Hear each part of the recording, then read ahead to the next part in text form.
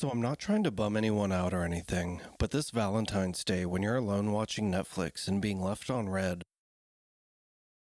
Bryan Kohberger is going to be swimming in a sea of cards, love letters, and selfies from women who believe that he is their soulmate. And while I wish I could say that this is some sick joke, it's not. What we are talking about today is known as Hybristophilia, which basically just means having an intimate attraction to someone who is known to have committed a crime, and it's usually a crime that's receiving significant media attention.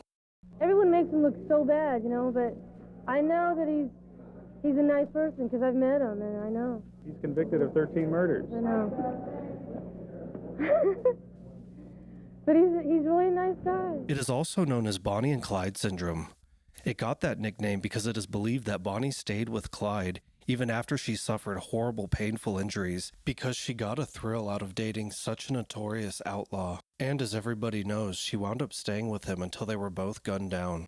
And then there's Ted Bundy, who got married while he was on trial for his crimes in Florida. And while he was on death row, he bribed a guard to have an illegal conjugal visit with his wife where he went on to father a child. And even James Holmes, who is in prison for the attack on the movie theater in Colorado, is getting in on the action. This is a picture from the inside of his prison cell, which shows all the photos from female pen pals that he has hung up on the wall. And I just want to point out that while most of these pictures are pretty innocent, this girl here is down bad, okay?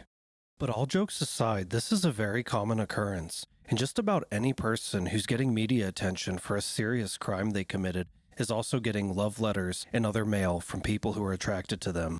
There's no shortage of theories that tries to explain why this is such a frequent occurrence, but I don't feel qualified in the least to really go through them, so I'll just put them on the screen here. But I could see any of them being a plausible explanation.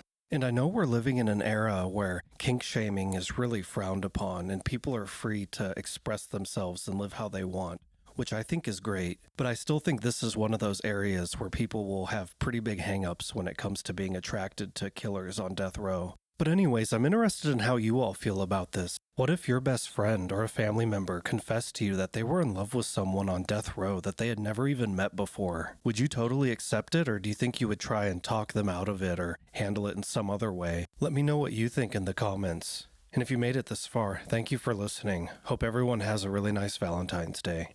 Peace.